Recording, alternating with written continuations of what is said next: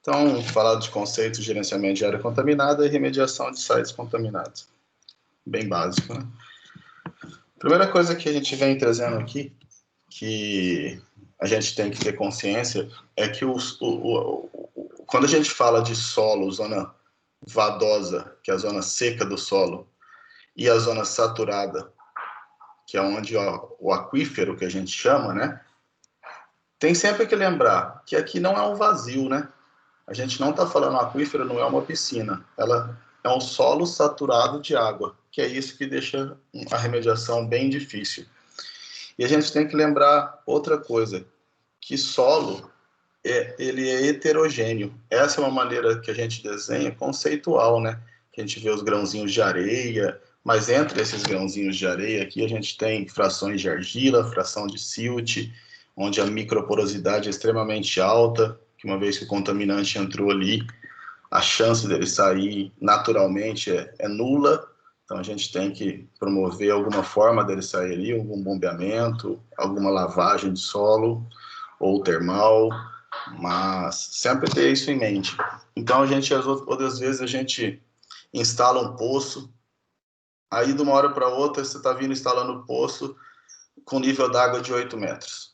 Aí de uma hora para outra você instala um poço com nível d'água de 4 metros. E aí fica naquela história, nossa, será que é uma passagem? E começa a bombear esse poço e a água seca, e depois só quando chove a água volta. Então a gente também tem que pensar que além dessa devido a essa heterogeneidade do solo, né, pensando que a água recarrega o aquífero por meio de chuva, alguns rios contribuem para o aquífero, alguns aquíferos contribuem para o rio, o inverso, né? Mas sempre pensar que, além disso, essa heterogeneidade pode trazer para a gente algumas surpresas, como algumas lentes de argila aqui embaixo, suportando, criando um aquífero suspenso, né? Então, a gente tem que ter bastante cuidado quando encontra uma variação muito grande de nível d'água numa área pequena, variação de condutividade hidráulica, um poço que recupera muito rápido, outro que recupera muito lento. Tem que sempre pensar que isso pode ser que a gente está pegando aquíferos distintos ou zonas de transmissão de fluxos distintas, né? A gente tem aqui um outro problema também na remediação, que é exatamente a intersecção entre a zona saturada, que é a zona de solo cheia de água, com a zona vadosa, que é a zona seca, né? Que é o que a gente chama de franja capilar. Esse ponto aqui, normalmente uma franja capilar, ela tem matéria orgânica, devido à variação de água. Chove, o aquífero sobe um pouquinho, época de seca ele volta um pouquinho. Então ali, essa franja capilar é um local que é uma transição do seco para o molhado, onde tem também, além de matéria orgânica, uma alta concentração de vida mesmo, né? Além dela ser argilosa, ela também tem muitos fungos, bactéria que degradam matéria orgânica, e é um grande problema na remediação, porque como essa parte é distinta de cima e distinta de baixo, tem que tomar cuidado com ela, porque ela tem propriedades litológicas e propriedades de transmissão e propriedades de armazenamento de contaminação específicas dela. Então, isso é um outro ponto de atenção. Então, a gente já falou aqui rapidamente o que a gente chama zona vadosa, uma zona saturada, uma ideia do que pode acontecer e das dificuldades encontradas durante a instalação de um poço e análise do aquífero, né? Eu trouxe uma outra figura aqui que a gente fala só de aquífero mesmo, né? Então, pensando os tipos de aquíferos mais comuns, né? Seria o lençol freático, que é o aquífero aberto aqui, assim, né? Que é recarregado por meio de chuvas, basicamente. Que a gente tem, de novo, a zona não saturada, o nível d'água, que é onde vai estar a franja capilar, a zona saturada. Ele é livre, que é um problema, né? Ele é livre porque se eu tiver um derramamento de combustível, ou de benzeno, ou de qualquer coisa aqui, por ele ser livre, ele vai ser o primeiro aquífero a ser atingido, né? Aí a gente mostra algumas outras coisas aqui, que é o aquífero confinado, né, que ele tem uma camada praticamente impermeável, que é uma unidade de confinamento, que a gente chama, então ela acaba confinando, que é o aquífero que hoje, na grande parte do mundo, é usado para bombeamento e suprimento de água para abastecimento urbano, né? Além disso, a gente tem o aquífero suspenso, que a gente falou ali agora mesmo, né? Mostramos aqui um pouco também do efeito do artesianismo, né? Quando você tem um aquífero confinado, de maneira que a linha potenciométrica dela é acima da cota do terreno e você instala o poço abaixo dessa linha potenciométrica, ele tem esse fenômeno que a gente chama de artesianismo aqui. A gente consegue ver que aqui a gente tem o mesmo poço artesiano, porém numa cota topográfica acima do nível potenciométrico da água, então ele não tem um fenômeno de artesianismo, mas os dois são poços artesianos. Então a gente falou agora dos 3 tipos de aquíferos mais comuns.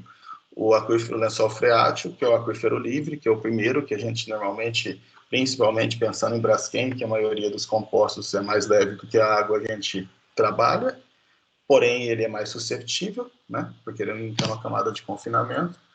O aquífero suspenso, que ele é um aquífero que ele não é perene, ele é temporário, né, se a gente bombear ele vai acabar a água rapidamente. E a gente passa aqui, então, agora que a gente já entendeu as formas, as maneiras, os tipos de aquífero, né? E entendemos também que o aquífero freático ele é mais susceptível, a gente mostra quanto ele é susceptível, né? Então, a gente pode ter alguma lagoa de rejeito que está com uma permeabilização mal feita, tem um derramamento. Primeira coisa onde ele vai chegar, no aquífero freático, aberto, porque aqui a gente é a primeira camada de confinamento. Essa camada de confinamento, pessoal, não obrigatoriamente precisa de ser rocha, tá? O aquífero pode ser estratificado por camadas de argila de baixa permeabilidade. Aqui a gente representa, nessa imagem é representado contínuo, mas também ele pode ter fraturas, nessa que acaba comunicando o aquífero livre com o aquífero confinado. Né? Então a gente tem algumas ideias aqui do que pode acontecer, algum vazamento de lagoa de rejeito, alguma pilha de rejeito também, de rejeito sólido, né, que acaba tendo percolação devido à chuva. Aqui pode ser também um aterro mal impermeabilizado, que isso tem de monte no Brasil hoje, né, que acaba também contaminando o aquífero. Pode ser um vazamento de esgoto, uma fossa séptica. Então, existem inúmeros meios e a gente vê que sempre a porta de entrada é o aquífero freático. Essa outra opção aqui é uma coisa que hoje em dia a gente não ouve falar, mas no nosso passado a gente ouviu falar bastante disso, que era antigamente onde tinha os postos de injeção mesmo, né? Injeção, que antigamente tinha essa ideia que a natureza conseguia com tudo, né, resolver. Então tinha antigamente alguns postos de injeção de água contaminada ou de resíduo mesmo, mas isso hoje em dia não existe mais, né? Não deveria. Então, passando pelas formas de contaminação, eu trouxe alguma coisa aqui, uma coisa interessante para a gente ver o quão suscetível os corpos receptores e poços são suscetíveis a trazer contaminação, a mobilizar contaminação, a modificar o formato de pluma, pensando no aquífero freático. Então a gente tem, de uma forma, as linhas equipotenciais, né, mostrando que em questões de dias ou anos, dependendo do local do vazamento, a gente consegue atingir ou um corpo d'água ou realmente trazer isso com indução do fluxo, que é bom, né? Que é bom para quando você pensa numa área remediando, né? A remediação se torna mais fácil, porque você está no aquífero raso, você vai conseguir mobilizar mais rapidamente essa contaminação e recuperar ela. Mas pensar também que se a gente está falando de bens a proteger, de comunidades, de rios, lagos, lagoas, sei lá, normalmente de comunidade pobre que tem próximas às áreas industriais, né? Então a gente pode ter muitos poços ainda não cadastrados nesses locais. Pode ter, não, a gente tem realmente muitos poços não cadastrados e podemos aí ter um problema de levar essa contaminação para onde a gente não quer. Então, é bom e é ruim, né? Essa questão de a gente conseguir, se a gente tivesse a gente já parte de anos para centenas de anos para essa linha, para essa água conseguir sair do confinado e atingir alguma coisa para o fluxo ascendente do aquífero, que é muito baixo. Aí eu queria, passando um pouquinho mais à frente, né, andando um pouquinho mais, entendendo já como é que mais ou menos funciona a zona saturada, a franja capilar. Eu trouxe essa ideia aqui, é uma ideia bem distorcida, né, mas eu fiz de propósito, do que é uma contaminação de solo, né? Então a gente tem vários erros conceituais aqui nessa imagem, que normalmente quando você tem um derramamento, né, essa abertura aqui tem uma ideia de chegar a 45 graus de abertura, né, quando está em solo. Bem difícil a gente ter uma contaminação seguindo quase o tamanho do vazamento, né?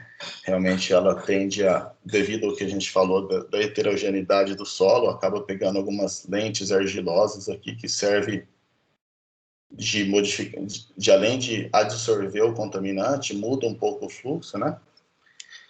E aqui a gente vê uma pluma de solo, né? E depois ela chega na água e ela tem praticamente o formato de que o aquífero não tem velocidade, o que não é verdade, né? Então essa pluma aqui dificilmente ela vai coincidir com a pluma de solo, né? Ela vai ter um formato normalmente andando junto com a velocidade do aquífero. A gente tem, numa contaminação, a fase livre, que seria o contaminante que ele já dissolveu, já chegou no limite de solubilidade daquele contaminante específico, por exemplo, o benzeno na água, então ele já forma uma pluma de fase dissolvida e não consegue mais dissolver, ele forma a fase livre, nesse caso de benzeno, de El-Nepo, que é uma fase livre mais leve do que a água, então ela vai sobrenadar aqui o aquífero, né? E quando a gente tem uma fase livre de DINEPO, que é, por exemplo, solvente clorado, um tetracloreto de carbono, tricloreteno, percloretileno, a gente já tem uma fase livre de um produto mais denso do que a água. Então, temos sempre que pensar que uma fase livre, se ela for um DINEPO, ele desce sujando também. Então, ele vai deixando o rastro dele, além de movimentar. Então, o próximo, daqui a pouco vai aparecer um slide que vai deixar bem mais claro isso. Então, essa ideia agora que a gente já falou dos tipos de aquífero, das dificuldades, das heterogeneidades, a gente está vendo agora o que é uma pluma de solo, né?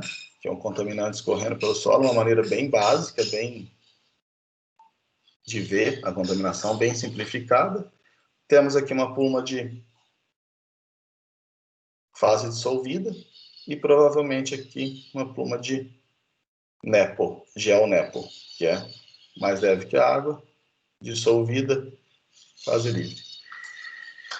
Contaminantes, vai dar característica, para a gente saber a característica da pluma, a gente tem que saber a característica dos contaminantes, que é o que vai decidir se ela é mais leve, menos leve do que a água, se ela vai alterar ou não a viscosidade do aquífero, se ela é viscosa, se ela não é.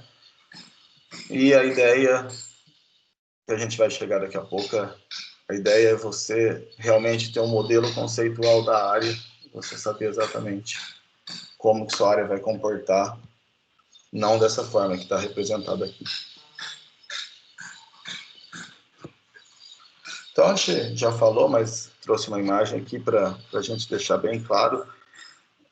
Existem inúmeras propriedades físico-químicas, tá, dos contaminantes. A gente está levantando algumas principais, né, que eu já até falei um pouco agora atrás, que é a solubilidade, que é a propriedade do contaminante se dissolver na água. Né? Cada composto tem uma solubilidade em água.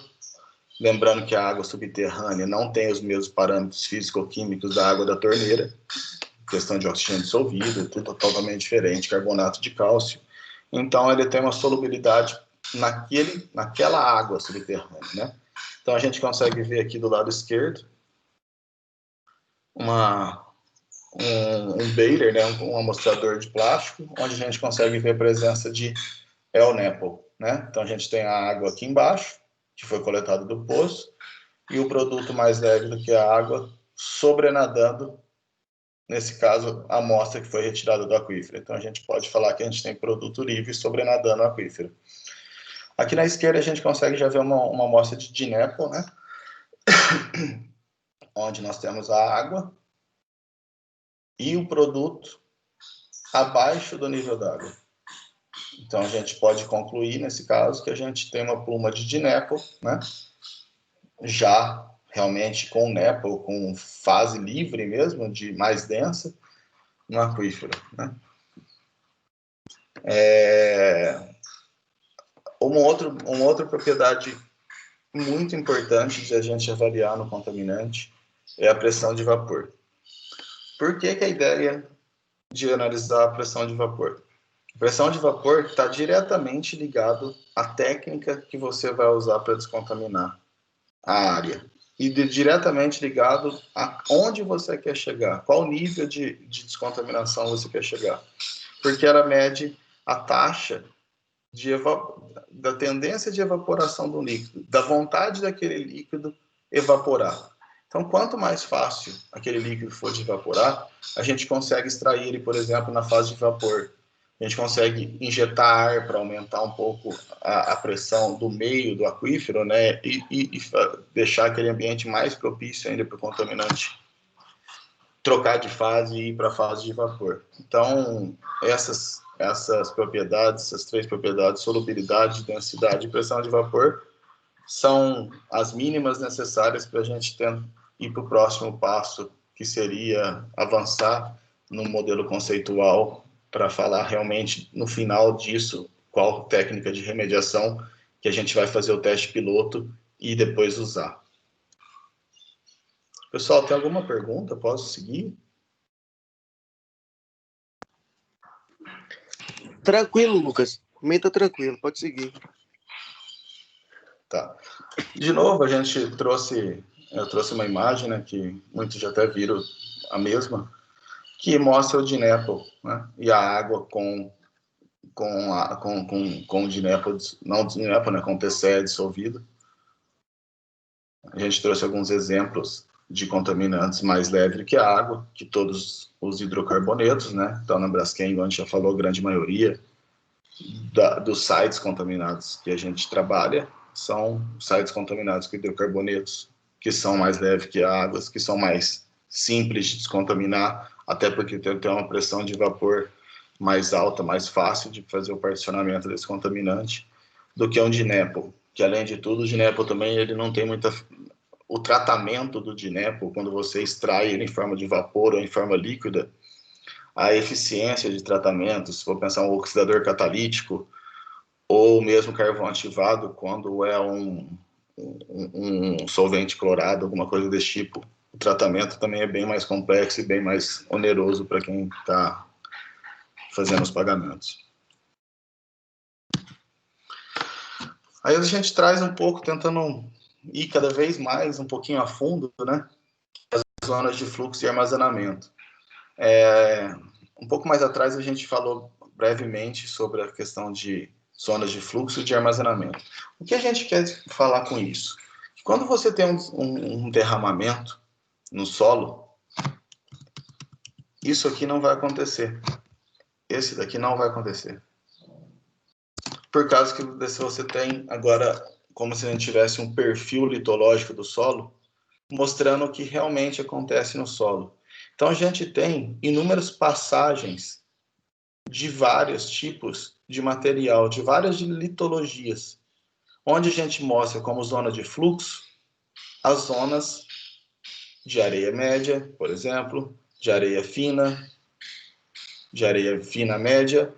Por quê? Porque são as zonas onde você tem mais transmissão de água. A água é mais fácil circular aqui do que na argila, né?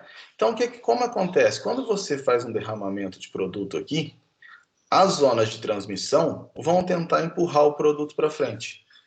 Porém, as zonas de retenção onde ele passar vão ficar empapadas, vão ficar cheias, toda melecada desse contaminante, porque ela não tem fluxo. O que vai acontecer? Muitas vezes a gente instala um posto de bombeamento aqui, passando por todas essas unidades litológicas aqui, e vem e instala o poço aqui, passando por tudo, instala a seção filtrante de cima e embaixo, e a gente começa a bombear esse poço. Bombeia. Passou 6 meses, esse poço não tem mais fase livre. E todo mundo comemora, acha que era beleza, para de bombear, passa uma semana, ele volta. Ou passa depois 15 dias, ele volta. Depois passa 30 dias, ele volta.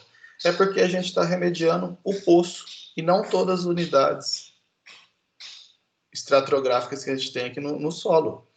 Para a gente conseguir posicionar um poço de bombeamento corretamente, fazer dele um poço realmente eficiente na remoção de contaminantes, a gente tem que saber onde a gente está instalando ele e da onde a gente quer trazer o contaminante.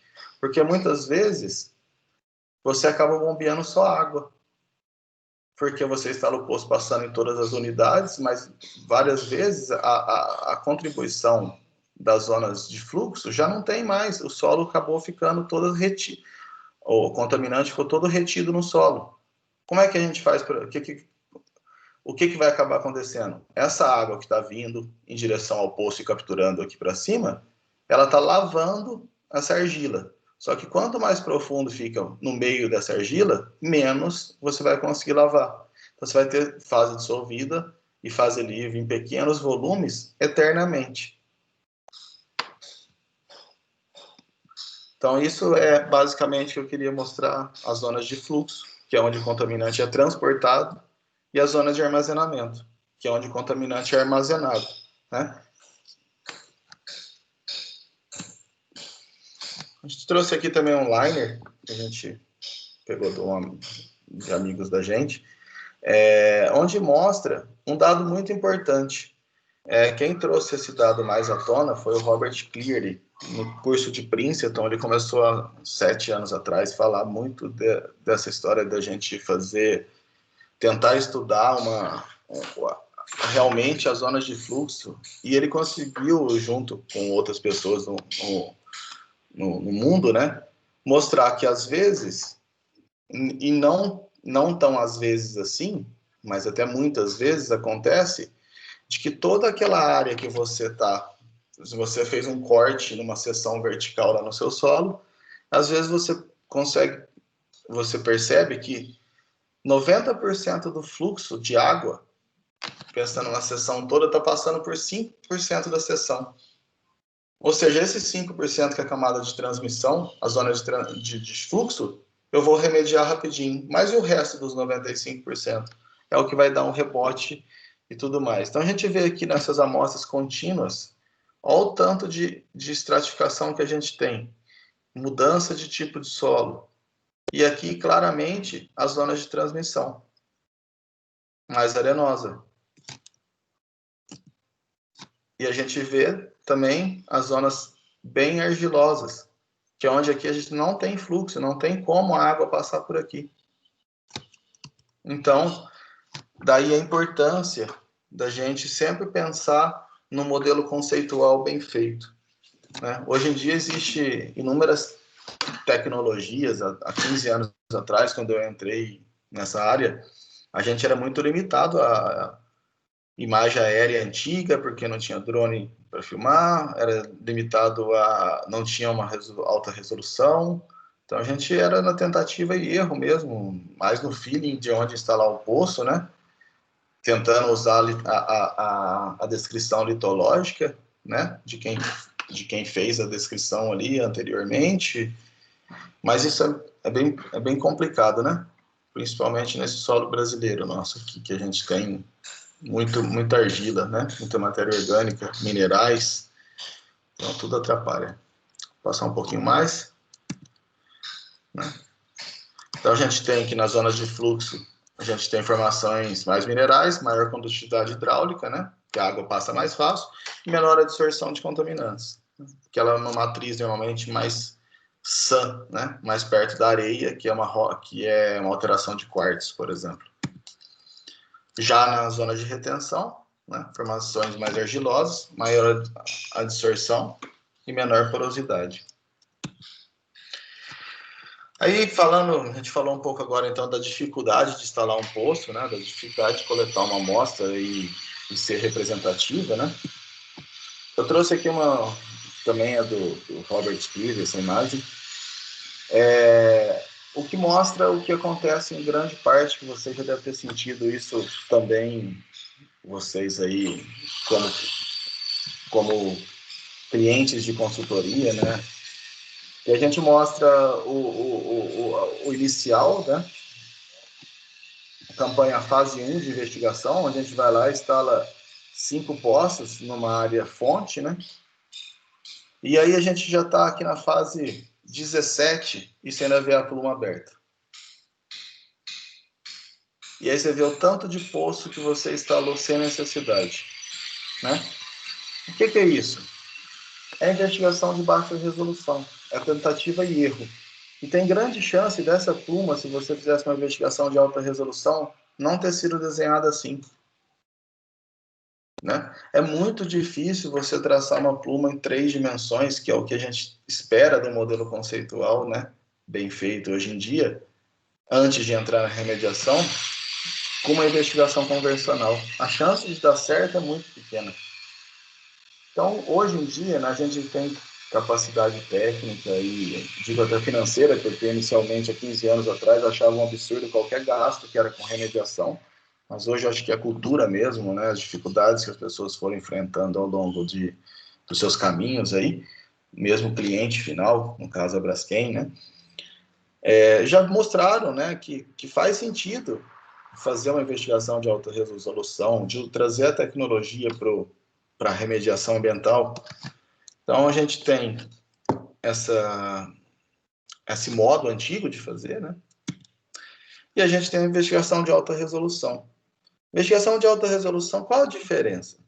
A diferença é que a gente consegue ter o resultado no tempo real, sem levar a amostra para o laboratório, e a cada metro ou a cada 30 centímetros, a gente consegue medir condutividade hidráulica, se tem ou não contaminantes.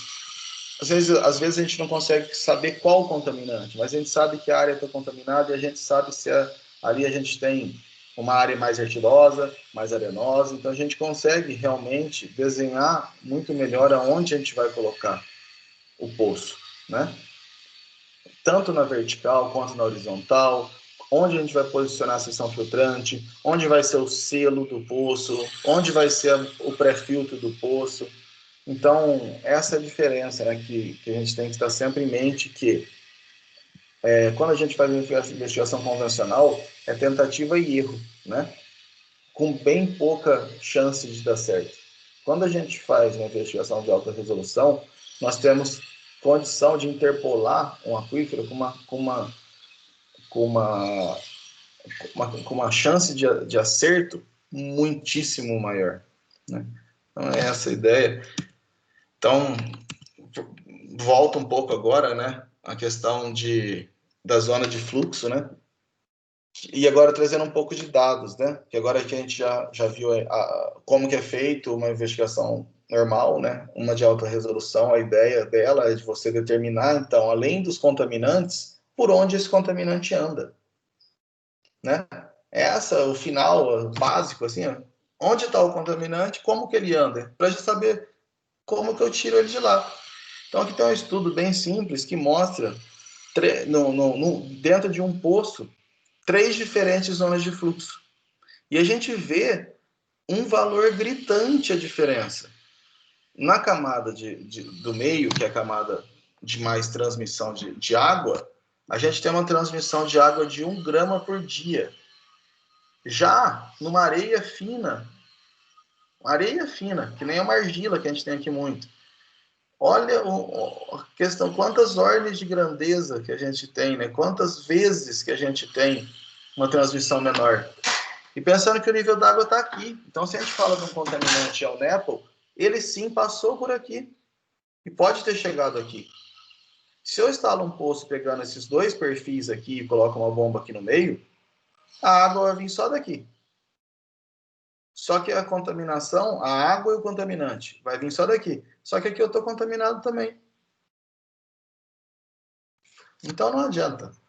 A instalação dos poços no local certo e o modelo conceitual realmente valem a pena. Isso agora é representação gráfica, né? De onde a gente consegue ver que 75% da massa desse site corria por 5 a 10% da seção. Então a gente vê aqui esses pontos, que é onde o contaminante realmente está correndo. Então se eu instalar um poço agora, igual esse cara aqui, ó, esse vermelhinho aqui, pegando todas essas unidades, não vai dar certo. A chance de dar certo é mínima. Então esse é o produto da investigação de alta resolução, né? Que, no meu ponto de vista, existe até uma ideia, né, de que a cada real gasto em investigação de alta resolução, bem gasta, né, tem que ser por uma empresa que realmente tenha know-how de como fazer, você economiza $4 na remediação. Então, acho que, se não fazia sentido, agora já faz, pensando que é uma economia também, né. Então, a gente tem aqui, pensando agora, né, questão que a gente contaminou, temos as zonas de armazenamento, mostrando aqui também, que são as zonas, as lentes argilosas. Temos as camadas de fluxo, a pluma de contaminação, a zona vadosa contaminada, a zona saturada também contaminada. Um exemplo clássico do vazamento de Ginepal, que ele passa pela camada mais argilosa, encontra alguma fenda e é depositado no próximo nível do aquífero e começa a tentar infiltrar, né?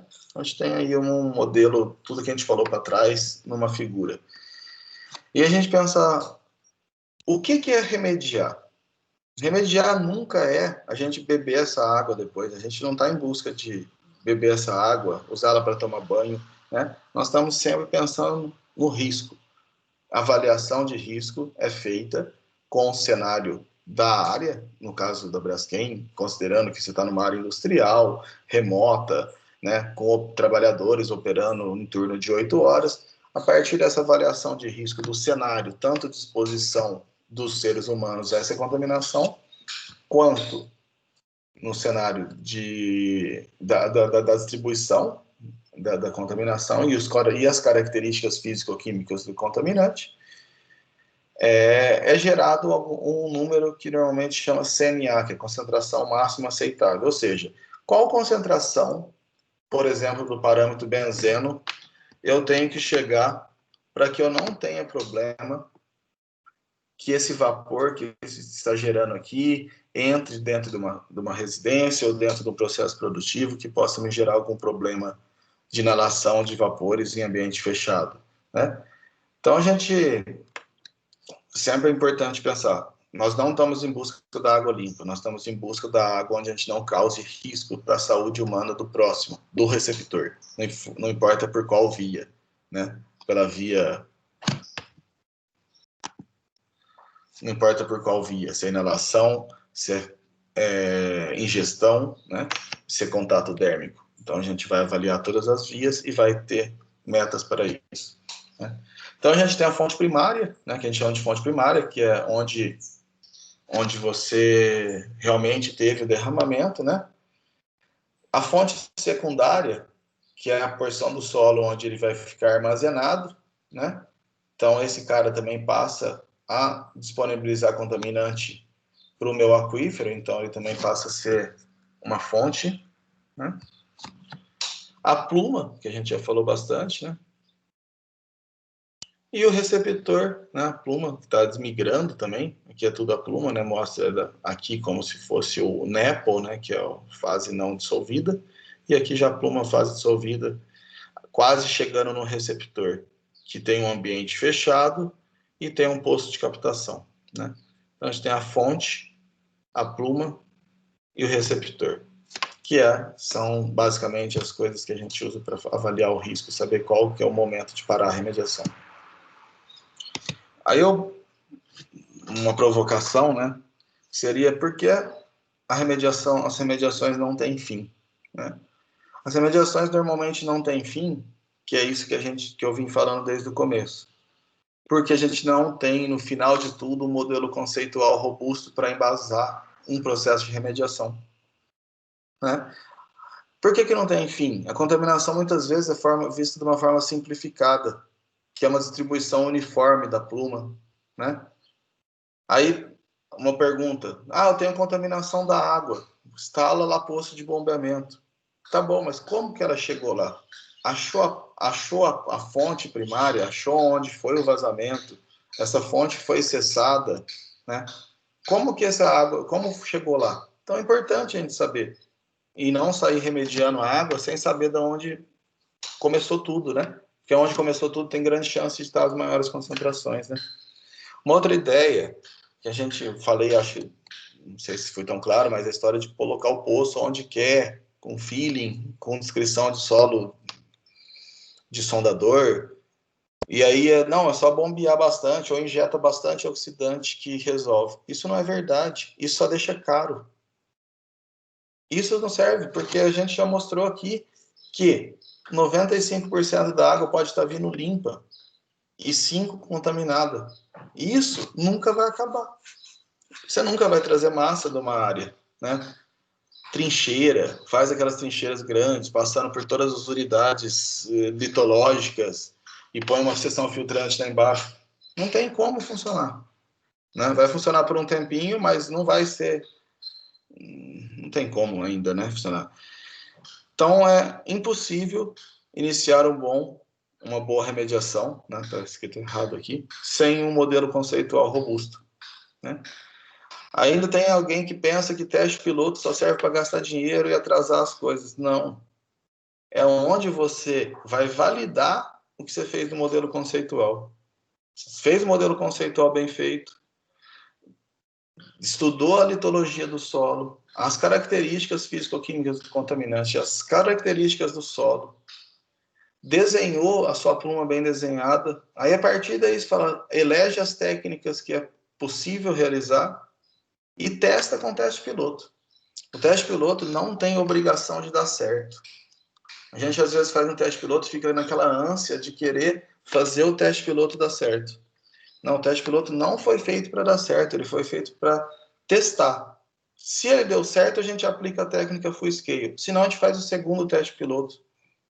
Não adianta a gente tentar, muitas vezes, seguir com aquela técnica que não está dando certo, né? Então a melhor hora disso é no piloto. Só alguma pergunta? Comentário?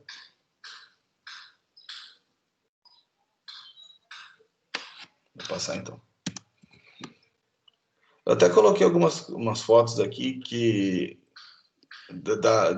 realmente de unidades da Braskem, né, da Nordeste, que onde a gente vê que realmente uma bomba duplo diafragma com uma mangueira dentro do poço, as chances disso dar certo é quase nula. E a gente está aqui como parceiro da Braskem, como parceiro que quer que isso aqui funcione mesmo. E que a gente, sei lá, toda próxima reunião a gente vai mostrar, falar, ó os gráficos de decaimento e tudo. Uma bomba dessa daqui duplo diafragma para tirar NEPL, o NEPL, ela não consegue, né? Porque ela rebaixa, para de trabalhar, e é o que a gente quer, o rebaixamento, né? Então, mas isso a gente vai, melhoria contínua, vai resolver com certeza. Aí a gente traz a contaminação um pouco mais de uma forma real, né? Então a gente tem um vazamento, a gente sabe, mostra aqui primeiro que realmente a gente sabe de onde foi o vazamento, que foi de uma linha, né? uma linha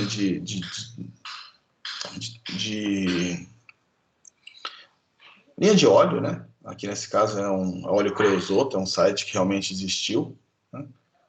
Então, a gente mostra aqui de uma forma, né, bem mais real, onde você tem as camadas de armazenamento, armazenando o contaminante e distribuindo, né, parte desse contaminante chegando em outra camada de armazenamento, até que uma parte pega a parte né, de areia, consegue andar, só que como é um DNAPL também, ele continua descendo, sujando outra camada, né? Então, nesse caso aqui, é um caso extremamente complicado de a gente posicionar um posto de bombeamento e conseguir ter uma eficiência interessante, né? Então, em alguns casos, realmente, a gente precisa com o estudo do modelo conceitual, a gente vê claramente que realmente uma remediação simples não funciona, né? A gente não vai conseguir atingir a nossa ideia de CMA, de concentração máxima aceitável, talvez com a técnica que está sendo proposta. Então, a gente tem que sempre pensar, né? Às vezes... Perdão, Lucas, você poderia voltar à imagem anterior? Isso aí não é uma trincheira, pessoal? Ou não?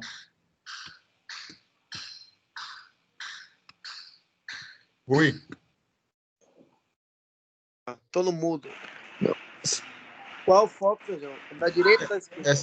Essa foto aí com a bomba pneumática é em cima de uma trincheira? Não, não, não.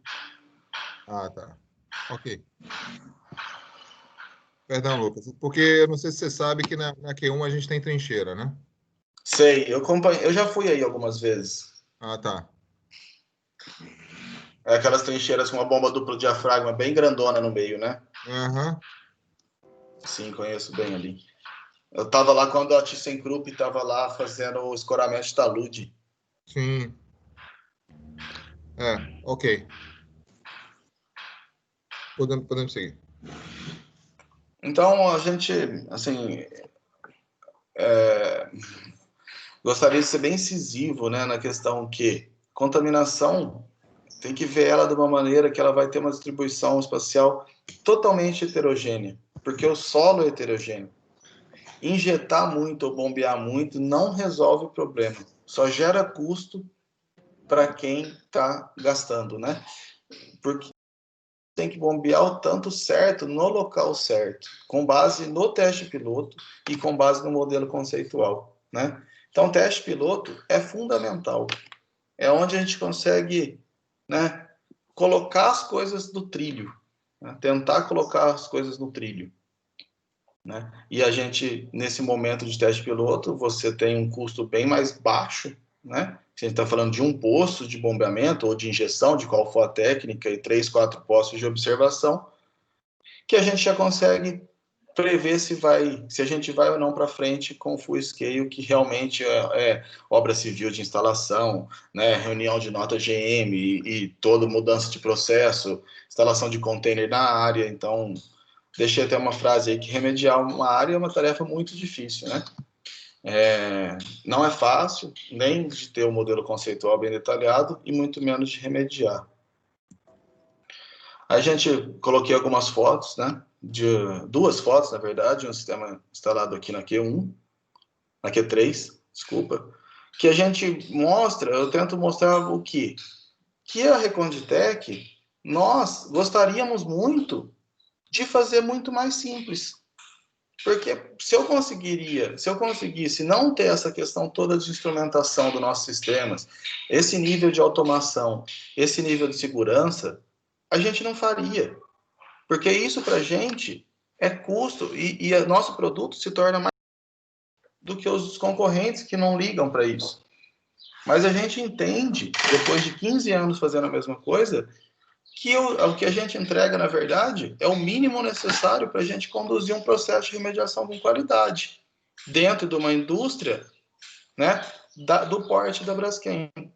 Então, a gente realmente está aqui para fazer o mínimo necessário para que a gente consiga atingir a ideia final, que é a remediação da área, né?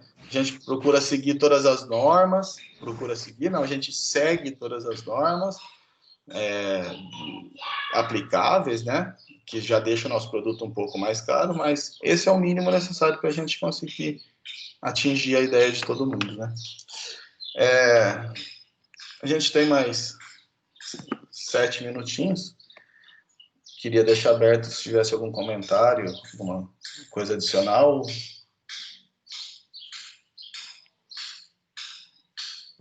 Não, Lucas, para mim tá perfeito. Tá ótimo. Agradeço aí a exposição. Concordo com o que você colocou aí com relação à investigação detalhada e o modelo conceitual. É fundamental realmente para poder a gente ser mais assertivo. O desafio, na verdade, é a velocidade, viu, Lucas? Então, tipo assim, a gente, como tem sítios com um histórico bastante, tipo assim, de degradação mais alta, né? Antigamente a tecnologia ela era voltada para aquilo que você falou, design to leak, né? Para realmente deixar a natureza tomar conta. Então a gente vê isso em muitos sítios que a gente opera, né? Que a Braskem, na verdade, acabou incorporando quando cresceu. Então esse realmente é um grande desafio que a gente tem. E o solo, como você colocou, é bem randômico e um poço de água é sempre um poço de água, né?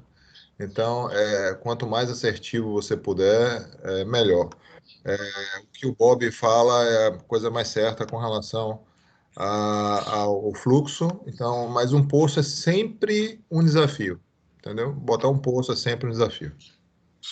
Sim. Por isso que a gente partiu para as trincheiras, tá? Então, deixar claro para você que aquilo que você colocou em ordem de grandeza é uma grande verdade.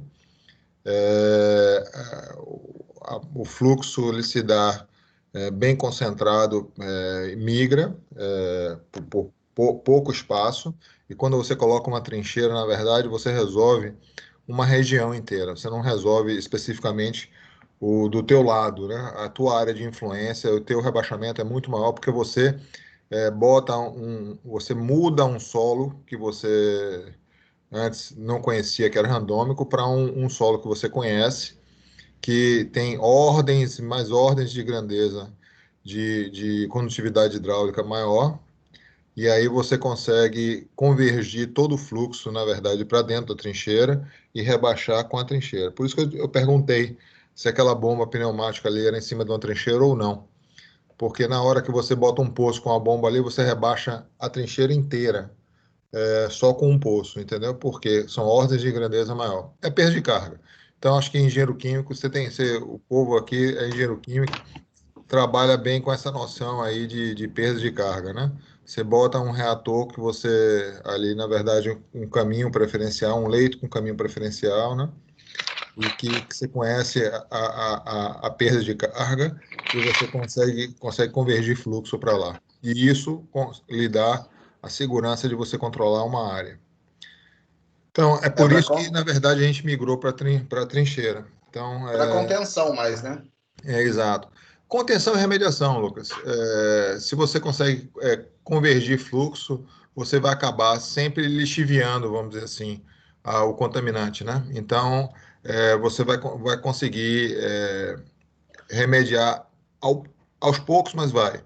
O que a ideia que tem é porque o histórico da Q1 é um histórico de exploração de água, entendeu? Então o nível do aquífero ele já foi muito mais baixo. Então, a contaminação desceu mais do que o que a gente esperava. Então, você tem um smear zone bastante significativo, né? Então, a ideia da trincheira também é fazer a contenção, também é fazer a remediação e permitir um rebaixamento para que os sistemas que já estão lá instalados, que ficaram afogados, consigam trabalhar na parte da zona vadosa, né? Então, você aumentar a zona vadosa para você ter poços de extração de vapor, que por conta de viscosidade, por conta de raio de influência, né? Você consegue ter um raio de abrangência muito maior e remover muito mais massa do que especificamente trabalhar só com poços, entendeu? De líquido. Então, a ideia era exatamente essa. Então, você consegue espargiar novamente, você consegue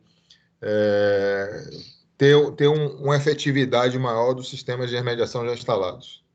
Entendeu?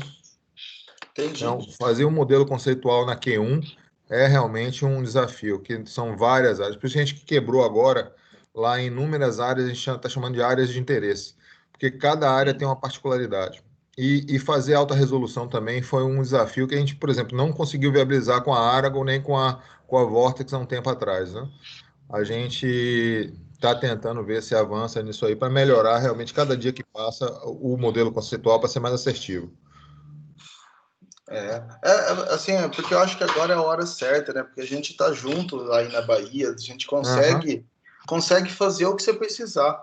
Você não vai ter problema. Qualquer coisa, eu preciso de bombear tal vazão, tal vácuo, preciso de monitorar a distância, eu preciso. Perfeito. Não vai ter limitação mais. Exatamente isso, Lucas. E isso para mim já é um grande avanço, entendeu? A gente conseguir trabalhar em parceria com vocês para poder. Porque vocês são ágeis, têm flexibilidade, sabem o que estão fazendo, têm condição de desenvolver engenharia rápido, entendeu? E aí a gente consegue ter mais flexibilidade, mais rapidez de atuação, né? De intervenção, que a gente precisa. A gente consegue abrir mais frentes ao mesmo tempo, entendeu? A gente precisa avançar na Q1. A gente para colocar uma trincheira, são inúmeros desafios. Para colocar um skid lá também, são inúmeros desafios. Sim. Mas é muito mais fácil um skid do que uma trincheira, entendeu? Então, tipo assim, com aí a gente consegue avançar mais, a gente consegue... E acho que vocês já estão sendo bem demandados aí, né? Então, tipo assim, já estão vendo o tamanho do desafio, tem muita coisa para andar. Nos próximos 2 anos, a gente vai focar bastante na questão de modelo conceitual, de investigação. A gente está fechando um contrato agora direto com 3 empresas, a Aragon, a Vortex e a Trust. Então, para atuar aqui na Bahia, Nordeste como um todo, né? E a gente vai realmente avançar nesses 2 anos aí para fechar o entendimento de todas essas áreas que a gente separou, áreas de interesse, né? E, em paralelo, continuar com as remediações. Então, tem vários desafios aí nos sites, são vários sites que a gente tem, que no passado a gente herdou, na verdade, um legado não muito legal em alguns sites, né? Então, tem desafios bastante interessantes para serem feitos, né? Serem realizados. Com certeza. A questão que a gente pode ajudar. É um grande exemplo aí que a gente começou a atuar forte aí, tanto é que a remoção de efluente, remoção dos contaminantes tá todo vapor aí, né? Não, perfeito. A gente tem 2 focos aqui, sendo bem direto agora, que é Q1 e PVC. Então, a gente tem Q1 e PVC como focos imediatos de tomada de ação e de remediação, tá? Mesmo que eu estou chamando de emergencial, até porque o modelo conceitual não está tão bem definido, tá? PVC ficou um tempo aí relegado, porque transição interna, muita mudança, né? Toda hora. Pior do que Braskem, é pior do que Band News, né? Então, assim, em 20 minutos, Braskem em 5 minutos. Não, com certeza. Ô, Sérgio, o que mais que a gente pode te ajudar para fazer isso andar mais rápido? O que você precisa? Você estava falando, a gente teve uma reunião, umas 4 diretoria, para exatamente falar o que a gente, por exemplo, hoje a gente se envolve muito aqui na Q3 em questão de nota GM, junto com o DEP. Eu não sei se isso também precisa, mas pode contar com a gente, porque a gente fez inúmeras notas GM, o Diogo já conhece questões de engenharia, de tentar colocar para frente, mostrar os riscos. Então, e isso aí, Lucas, com certeza. Perdão. Engasguei. Isso aí, com certeza. Você já tem contato com a RCK, a dificuldade é tão grande que, na verdade, eu conto com o apoio da RCK, né? Então, a RCK já está aí com a Bruna, com o Rui e com o Darlan, a gente fatiou os sítios, né, entre eles, para poder dar mais celeridade. Então, colar com eles, suportá-los também e fazer essa ponte é muito importante para a gente aumentar a celeridade aí. Quando você vai, cada site, na verdade, por incrível que te pareça, apesar da gente tentar unificar as culturas, tem mais facilidade ou menos facilidade com relação a essas coisas, tá? Então a gente não tem uma cultura ainda 100% nivelada, vamos dizer assim, certo? Cada um segue de um jeito um pouco diferente do outro. Quando a gente parte para o campo, que a gente sente isso. Então, até mesmo dentro da Q1, você tem mais dificuldades ou menos dificuldades em determinadas áreas, com determinadas lideranças, entendeu? Claro. Então, ajudar com relação a isso, com certeza, Lucas. Com relação às notas QMs. O que acho que vocês podem ajudar com isso e também pensando em tratamento, né? Em alguns sítios que a gente tem não está mais operando, a gente tentar ver se faz alguns tipos de tratamento. Acho que vocês já tiveram esse desafio, eu já lancei isso para vocês, né?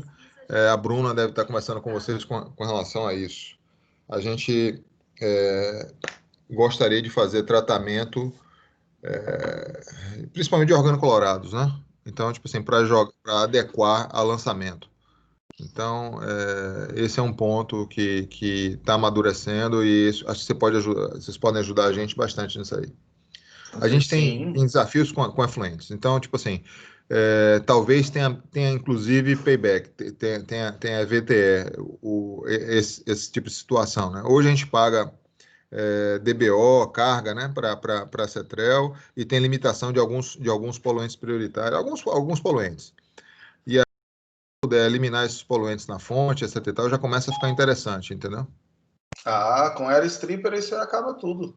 Pois é. Então, são essas coisas que a gente pode avançar nessa parte de tratamento especificamente, entendeu? O projeto de Madre de Deus tem a ideia, já tem orçamento para a gente implementar essa parte de tratamento de efluente lá no sistema existente, né? Então, Diogo, exatamente. Então, a gente. Foi o Diogo ou foi o Weber que falou aí? Foi, Diogo. Então, Diogo, é exatamente isso. A gente está querendo ver, eu já tinha disparado até com essa semana, novamente eu conversei com a Bianca, porque lá, Bianca é Orley, né? Eu disparei com Bianca isso, mas eu também disparei junto com a PVC aqui para fazer alguma coisa, tá? Ou na PVC ou na OA4. PVC a gente sai de especificação de efluentes por conta de contaminação, pô. Entendeu? Que também vem do solo. Imagina você. Entendeu? Não pode. Pois é. A gente também aqui no estado de São Paulo foi difícil, mas a gente colocou tratamento. Inicialmente tinha essa ideia, joga na rede oleosa. Aí um dia a gente foi fazer uma visita lá, começamos a andar na rede oleosa, a rede oleosa era mais. Tava mais. Furada do que. Tudo furada. Eu falei, não é possível, a gente tá jogando aqui, a gente tá recuperando ali atrás, jogando aqui, não pode. Então, aí a gente, na época o Alexandre Lima estava aqui, o Alexandre Falcão, aí a gente, não, como assim? Vamos fazer uma vistoria nas canaletas. Tinha lugar que era solo exposto. Então, a gente instalou... situação aqui. A gente tem a mesma situação.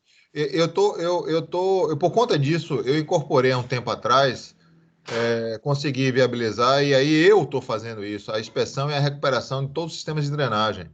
Então, eu já consegui inspecionar de 50% a 70% do sistema. Só para você ter uma noção, na Q1 são 32 quilômetros de tubulação enterrada. Não é fácil. Tem tubulação que eu tenho 1,83, ando em pé dentro, né? Então, tipo assim, é um baita desafio fazer isso. Tem trechos lá, que tem um trecho que está 200%, ou 200 metros, com a geratriz superior e inferior degradada. Então, tipo assim, a gente está com essa recuperação. O Davi é o camarada o Davi, não sei se está aqui na reunião, ele é um engenheiro que me ajuda, né, nessa questão já de inspeção. E a gente está recuperando essa rede só na Q1. O desafio é botar nessas outras unidades. Então, a gente pode começar, passo inicial, já tratando onde tem sistema, né? Pronto. Porque mandar água limpa, né? Não faz sentido mandar lá, né? Exato, Lucas. E o que me preocupa é que, enquanto eu estou dentro da Q1, desenvolvendo meus sistemas de contenção, etc e tal, para mitigar o risco, para não deixar sair da cerca, né? Então, estou fazendo isso, então estou botando lá as trincheiras e tal, sabe? Em outros lugares que eu não tenho mais nem operação, só o sistema de remediação que está funcionando, esses lugares me preocupam. Então tem o A3, o A4, PP6 que vai entrar agora, Tecnó principalmente, entendeu? Tecnó eu tenho certeza, ninguém me falou não, eu já tenho certeza, e a rede não é a minha rede, é a rede da Cetrel, entendeu? Então, tipo assim, esses lugares eu quero avançar com um sistema de tratamento, porque não faz sentido eu tirar do solo e devolver de novo, entendeu? Em outro lugar ou de forma mais espalhada, entendeu? E é tão Hoje, fácil fazer esse tratamento, né, Sérgio, no insight lá e evitar esse tipo de hoje, problema. Exato. Sérgio, o Diogo talvez saiba, mas eu vou perguntar. Hoje a gente tem um cronograma de ataque, um plano de ataque para esses caras, ou a gente tinha que desenhar junto? A gente podia sentar e desenhar esse plano de ataque, porque, A gente, a gente tem, na verdade, o plano de ataque. A gente a gente tem, vou dizer melhor, a gente está construindo isso. Então, a gente tem várias ações já liberadas por área de interesse. Eu hoje tenho que fechar até 10 horas, já está quase em cima, né? Eu até marquei uma reunião aí na sequência. Fechar isso até 10 horas, uma planilha que me dá um horizonte aí sobre essas áreas de interesse, para poder elencar todas as ações, né, e fazer o plano, entendeu?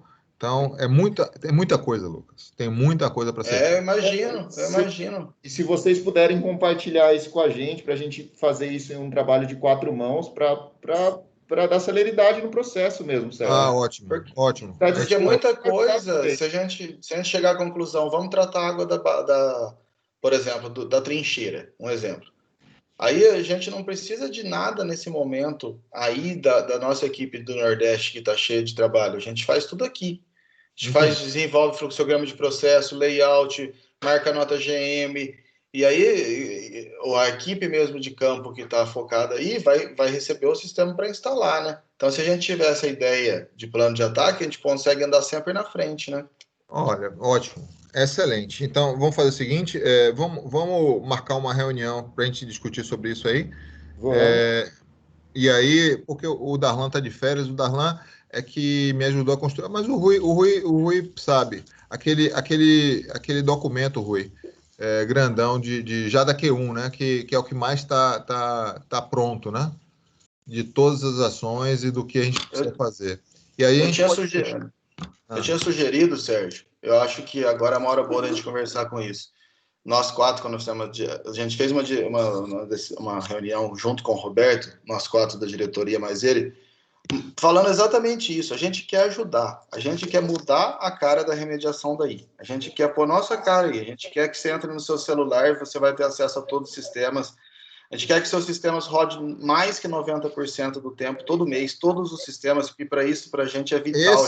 Esse é meu gol. Putz, a gente tem esse indicador. Então, nós quatro sócios da Reconditec, a gente queria marcar uma reunião contigo, com a sua equipe, uma vez por semana, uma vez a cada 15 dias, quando você tiver disponibilidade, para a gente pegar essa lista e falar, essa lista, já estamos andando com isso, está em tal status, estamos andando com isso, está em tal status, para a gente ajudar e a gente dimensionar o tamanho da equipe, porque a gente não tem problema em treinar a equipe por mais gente, mandar gente de São Paulo para ir, entendeu?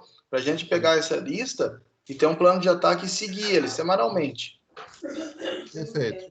Vamos trabalhar para isso aí, então. Vou mostrar a tela da telemetria aqui para você, ó, para vocês, né, no caso. Que hoje nossos sites assim, ó. Aqui a maioria, quer dizer, quase todos aqui é só 100% São Paulo e Rio de Janeiro.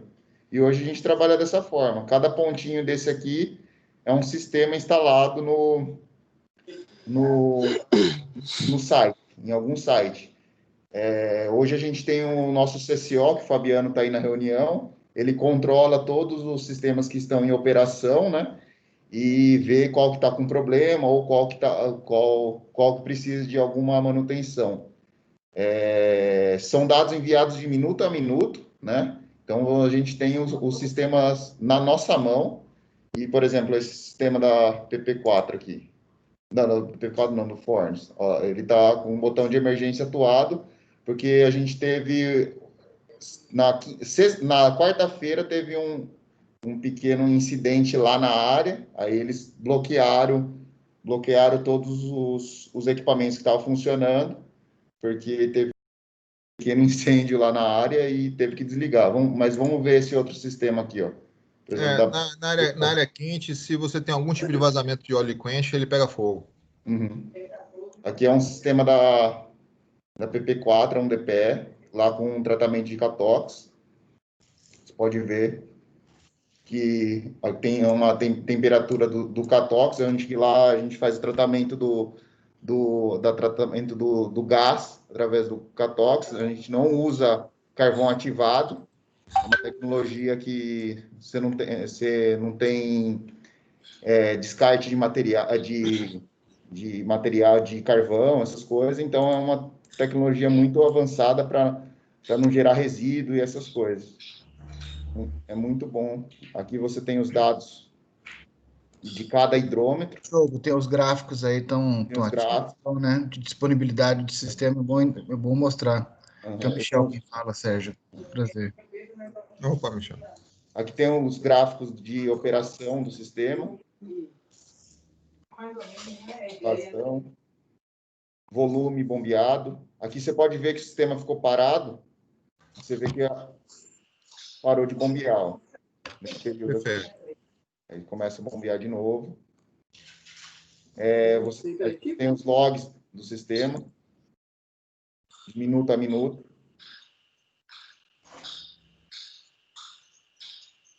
E aqui tem os anexos. É legal, isso que eu ia falar, é interessante, porque aí é um diferencial, né? Porque a gente entrega manual de operação, que atende NR12, toda a documentação de NR13, que a gente faz questão de manter em dia. Então, o databook é sempre atualizado, todas as inspeções externas, inspeção interna. Hoje, nós temos profissional habilitado, PH, né, de segunda NR13, para fazer as verificações. Então, a ideia é essa, ter tudo no celular mesmo, na mão, né? E não ser um peso. Todos os documentos pertinentes ao sistema. E aqui é uma área nova que a gente fez, que é a geração de ordem de serviço. Toda vez que o técnico vai lá no sistema inspecionar, ele gera uma ordem de serviço. Essa ordem de serviço é enviada por e-mail, no e-mail das pessoas que são cadastradas no acesso desse site. E a ordem de serviço vem em formato PDF. Deixa eu fazer uma pergunta para vocês. A transmissão é GPRS? Isso, exato. A gente já usou via satélite também, quando a gente trabalhava lá no Maranhão. Exclusivamente, viu, Sérgio? A gente pode trabalhar... A gente pensou nisso há um tempo atrás, o pessoal lá de TA, de tecnologia de automação, meio que barrou, viu? Mas como a gente já evoluiu... a gente já tem precedente lá e usar em outra regional, aí a gente pode voltar com essa carga. É como eu te falei, nem sempre a cultura está equalizada, entendeu? Entendi. E aí essa é a ordem de serviço do técnico. Sai a foto do técnico, o projeto, aí tem todos os dados operacionais do sistema. Também em ordem de serviço, como você também tem no log da telemetria. Tá. Viu, Sérgio? Com relação à telemetria também, a tecnologias, precisa pegar o requisito lá com o pessoal, porque se for questão de potência, porque realmente o GPRS ele tem uma potência maior. A gente pode trabalhar com redes mesh no site, onde a gente usa dispositivos de longo alcance e baixa potência, Zigbee, por exemplo, e dentro de uma área que é permitido a gente fazer a comunicação GPRS, a gente faz. Ah, perfeito. Então, Ok. É só... Entendi. Ótimo a gente conversar sobre isso. Porque eu lembro que eu tive vários problemas, tanto é que eu desisti de dar continuidade. Mas já tem tempo isso, entendeu? Então, tipo assim, Já tem tempo, não foi da agora, não. Isso aí já tem alguns anos. A gente pode. Hoje em dia, os modems 4G ainda não chegou aqui no Brasil, né? Mas o 5G, por exemplo, ele já usa uma largura de banda com altíssima frequência que a gente consegue botar dispositivos com muito baixa potência também. Então, assim, com relação à barreira tecnológica, eu costumo dizer que não tem que ser um problema de vocês, entendeu? Vocês Entendi. joguem aqui para dentro de casa e a gente vai, com certeza, arrumar uma solução. Beleza, ótimo, excelente, excelente. Me passa os requisitos da área, a gente dá um jeito. Esses dias a gente tinha uma demanda também de colocar um medidor, um transmissor de pressão diferencial que não era prova de explosão lá dentro da Q3. E aí a gente desenvolveu um invólucro à prova de explosão, mandamos certificar o invólucro, então agora a gente também já tem a solução de prateleira, que a gente tem um invólucro certificado para aquele instrumento para a gente. Então a gente não tem problema com resolver esses problemas, não. Excelente, excelente, excelente. Falar nessa questão, a gente está disparando aí um MD, viu? Para fazer um bid que o contrato de vocês já vai vencer, acho que, se eu não me engano, em setembro do ano que vem. E a gente está tentando ver se internamente também viabiliza um aditivo até setembro de valor, tá? Falando um pouquinho mais da parte administrativa aí agora. Maravilha. A gente vai disparar esse bid aí quando vencer o contrato de vocês. E aí eu tipo assim, vou aumentar a questão da abrangência da atividade em cima desse contrato, tá? Excelente, excelente. Eu acho que agora, assim, os próximos passos, Sérgio, você falar para a gente que dia que a gente pode conversar da planilha, na semana que vem, e aí, a partir se a gente conseguir marcar uma conversa semanal de 1 horinha, para a gente só passar rapidamente o que foi feito, o que a gente está pretendendo fazer. Excelente. A Darlan tá aí também? Tá. Agora que eu tô vendo aqui, rapaz, o Darlan Tirando ele das férias dele. tá de férias e tá aqui na conversa. Não, ele falou que era melhor fazer esse treinamento nas férias, porque ele tem mais tempo daí. Ah, então beleza. Então ele já vai participar dessa reunião semana que vem. Beleza. No começo, a reunião pode se estender um pouquinho mais, 1 hora, mas pela experiência que a gente tem, depois que está todo mundo alinhado, só toca nos pontos que realmente fazem sentido, né? E rapidinho, às vezes 15 minutos, 30 minutos, a gente consegue dar ritmo no trabalho. Perfeito. E também alinhar alguns detalhes com relação ao administrativo, financeiro, questão de AS, questão de budget, como utilizar melhor o contrato. Isso aí é fundamental que a gente tenha esse fórum de discussão aí semanal, conforme... Vamos marcar então para dia 11, sexta-feira? Pode ser no mesmo horário, de manhã? Sim. Semana que vem tem o treinamento das 8 às 9. E depois do treinamento a gente continua. O que vocês acham? Tá ótimo. Então tá bom, então. Combinadíssimo. Eu mando o convite, então. Tá. Aí, pessoal, eu queria fazer uma reunião com vocês, aproveitar que todo mundo está aqui, com o Davi, Bruna, Ruirã, antes. E aí, Darlan, acho que não precisa você, não, para poder pegar o material que a gente já construiu para facilitar a nossa reunião com a Reconditec, tá? Maravilha, então. Muito bom, Sérgio. Você marca, Rui, na agenda? Se quiser, eu mando o convite, Marco, Sérgio. sim. Não, você manda o convite para sexta, Diego. Tá bom. Ele tá falando da reunião deles, Diogo. Não, tranquilo. Beleza. Ok. Senhores, muito obrigado pela atenção. Obrigado a vocês. Obrigado.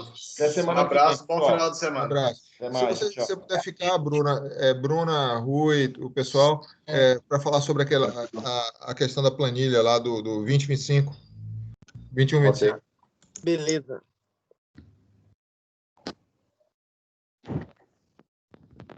Valeu, senhores. Obrigado pelo convite. Viu? Ô, Filipão, você tá aí também? Positivo, Sérgio. Não vou perder essa. Quero saber quando é que você vai vir para Bahia. Oxe, me convide que eu vou. Olha lá, hein? Eu não aguento mais revisar essa planilha de hoje, não, você já. Eu já tô na revisão 9 já. Cara, deixa eu só lhe dizer uma coisa. Já tive um estresse agora de manhã com Dona Andressa e seu Douglas. Entendeu? Tô ciente que ela pediu pra acompanhar o negócio aí, né? É? Uma dúvida Você aqui, que ela pediu um negócio rapidão. aí. É, porra.